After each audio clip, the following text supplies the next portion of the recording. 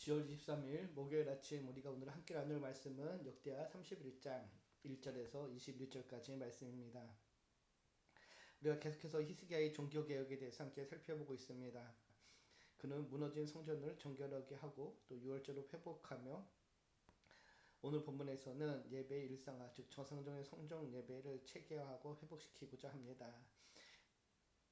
먼저 본문 1절로 보면 이렇게 이야기하죠. 이 모든 일이 끝남에 거기에 있는 이스라엘 무리가 나가서 유다 성읍에 이르러 주상들을 깨뜨리며 아세라 목상들을 찍으며 유다와 베냐민과 에브라임과 므낫세 온 땅에서 산당들과 제단들을 제거하여 없애고 이스라엘 모든 자손이 각각 자기들의 본성 기업으로 돌아갔더라.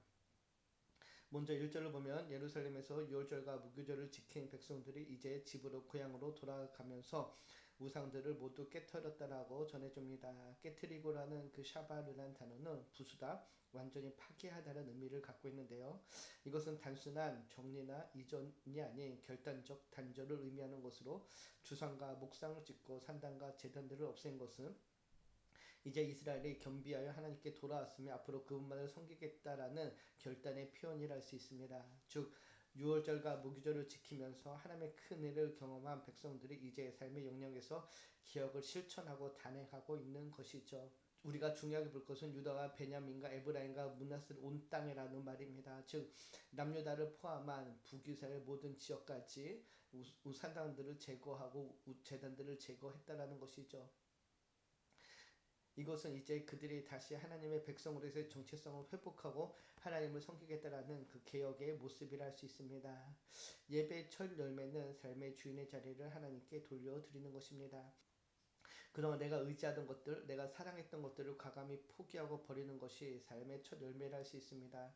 진정한 예배는 세상의 주인 자리를 하나님께 돌려드리는 것임을 기억하고 오늘 나의 삶의 주인은 누구인지 돌아보며 삶의 주인의 자리를 여호와 하나님께 돌려드리는 우리 모두가 되기를 주님의 이름으로 축복합니다.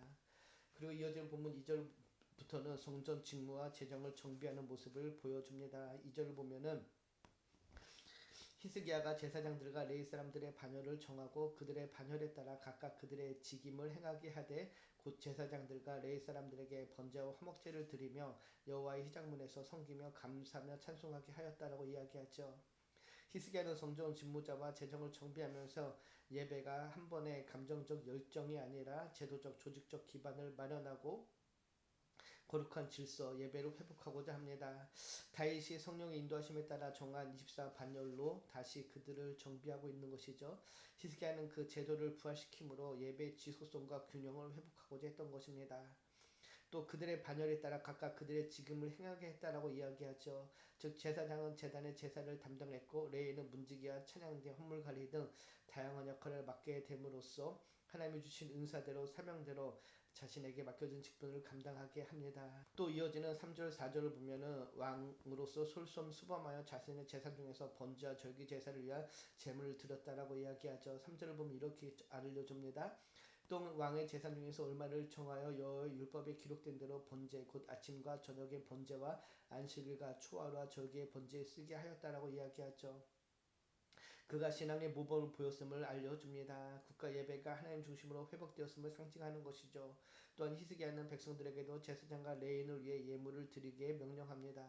제사장과 레위인은 성전 봉사에 전념했기에 그들의 생활이 백성의 헌신을 통해 유지되어야 하는 것이죠. 우리가 알고 있듯이 레위인에게는 기업이 주어지지 않습니다. 레위인들은 그들이 하나님께 바친 그 예물과 헌물을 통하여서 삶을 유지해야 했기에 4절을 보면은 또 예루살렘에 사는 백성을 명령하여 제사장과 레위 사람들의 목에 음식을 주어 그들에게 여호와의 율법에 힘쓰게 하라 하였다라고 이야기하죠.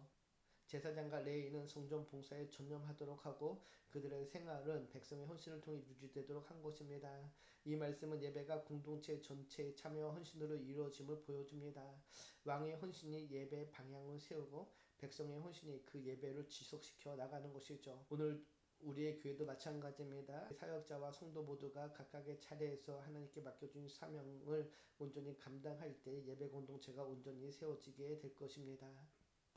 히스기야의 개혁은 예배는 함께 세우는 것임을 우리에게 분명히 보여줍니다. 그리고 이어지는 5절에서 10절을 보면은 히스기야의 명령이 내리자 이스라엘 자신이 곡식과 포도주와 기름과 꿀과 밭의 모든 소산의 천열매들을 풍성히 드렸고 또 모든 것에 11조를 드렸다라고 전합니다. 이것은 하나님의 은혜를 경험한 백성들이 자발적 헌신의 모습이라 할 수 있습니다. 은혜가 있으면 은혜를 경험하면은 자발적 헌신으로 이어지게 됨을 알려주죠. 또한 3절에서 왕이 자발적으로 먼저 솔선수범하였기에 백성들에게 선한 영향을 미쳤음을 보게 됩니다. 그리고 3월부터 7월까지 계속해서 헌물을 바쳤고 이로써 여러 더미를 일게 되는데요. 마지막 10절을 보면 이렇게 이야기하죠. 사독의 족속 대제사장 아사랴가 그에게 대답하여 이르되 백성이 예물을 여호와의 전에 드리기 시작함으로부터 우리가 만족하게 먹었으나 남은 것이 많으니 이는 여호와께서 그의 백성에게 복을 주셨습니다. 그 남은 것이 이렇게 많이 쌓였나이다. 하나님의 은혜가 공동체의 풍성함으로 드러나는 장면입니다. 백성들이 자원하여 11조와 예물을 드렸을 때 그것이 부족하지 않고 이르게 넘치게 된 것은 인간의 계산이 아닌 하나님의 복주심의 결과였음을 알려줍니다. 히스기야의 개혁의 결실을 맺은 이유는 사람들의 헌신 이전에 하나님의 은혜가 먼저 임했기 때문입니다. 그래서 그 은혜로 인하여서 백성들이 자발적 헌신으로 이어졌기에 히스기야의 개혁의 결실을 맺게 됩니다. 결국 예배의 회복은 하나님의 은혜를 경험하는 통로가 되었고 백성의 풍성함은 하나님의 신실하신 공급의 증거가 됩니다. 이렇게 많은 헌물이 거치자 히스기야는 재정 관리와 분배까지 체계함으로써 성전 재정 체계가 안정적으로 자리 잡을 수 있도록 합니다. 11절을 보면 그때 히스기야가 명령하여 여호와의 전안에 방들을 준비하라므로 그렇게 준비하였다라고 이야기하죠. 창고가 성전 안에 설치되고 코나냐와 시므이가 책임자로 임명된 것은 예배 재정의 거룩성과 공공성을 강조한 조치였습니다. 이는 하나님의 집이 인간의 탐심이나 부패로 더럽혀지지 않도록 하는 신앙적 행정 개혁이었습니다. 히스기야 개혁은 은혜는 질서 속에 보존된다라는 원리를 실천한 것입니다. 또한 15절에서 19절을 보면은 헌물을 분배함에 있어서도 공평하게 모두에게 배분되었음을 보여줍니다. 족배에 기록된 자들이나 기록되지 않은 자들에게 모두에게 분배되었고 또 예루살렘에 있는 자들뿐 아니라 각 서금에서 섬기는 모든 사역자가 그 몫을 받게 되었습니다. 나이와 직분에 따라 정당하게 분배되었다라고 알려주죠. 이는 하나님께 드려진 예물이 일부의 특권이 아니라 공동체 전체를 살리는 데 사용되었음을 알려줍니다. 그리고 마지막 20절, 21절은 히스기야의 종교개혁을 마무리하면서 그의 삶을 요약하는 영적 평가가 이어지는데요.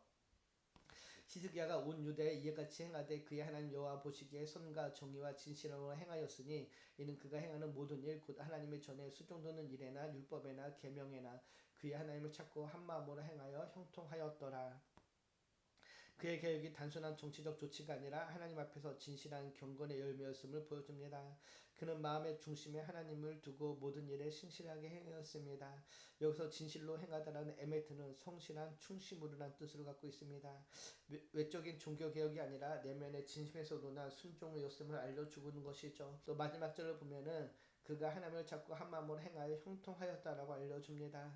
역대기를 보면서 몇 번 말씀드렸듯이 형통 찰나은은 단순한 성공이 아니라 하나님의 도우심으로 앞으로 나아가는 삶을 뜻합니다. 그는 예배를 회복하고 말씀에 순종하며 하나님의 중심의 질서를 세웠기에 모든 일에 형통하게 됩니다. 즉 형통은 목표가 아니라 예배와 순종의 결과임을 우리에게 다시 한번 알려줍니다. 하나님을 진실하게 찾는 사람에게는 형통의 길이 열리게 됨을 보여주는 것이죠. 우리도 삶의 자리에서 히스기야처럼 마음의 중심에 하나님을 두고 살아갈 때에 형통의 은혜를 누리게 될 것입니다. 오늘 말씀을 묵상하며 내 삶에서 아직 깨트리지 못한 우상이 있는지 살펴보며 하나님보다 우선하는 시간과 관계와 물질의 영역을 돌아봅시다. 또 나의 헌금과 시간과 은사는 하나님께 우선순위를 두고 있는지 또 나는 하나님의 일꾼들을 기쁨으로 섬기고 있는지 돌아보는 이 아침 되기를 소망합니다. 기도합니다. 사랑과 은혜가 충만하신 하나님, 오늘 히스기야 왕의 삶을 통하여서 예배의 질서와 헌신 그리고 형통의 복을 다시 묵상하게 하심을 감사합니다. 우리의 마음에 자리 잡고 있는 모든 우상과 나의 중심의 삶을 깨트리게 하시고 하나님 중심으로 하나님께 영광을 돌리는 삶이 되게 하여 주시옵소서. 특별히 우리의 형통이 세상의 성공이 아니라 하나님과 함께 걷는 복된 동행이 되기를 소망합니다. 우리의 삶의 모든 자리에서 하나님 중심의 예배가 회복되기를 소망하며 우리를 권하신 예수님의 이름으로 감사하며 기도드립니다. 아멘.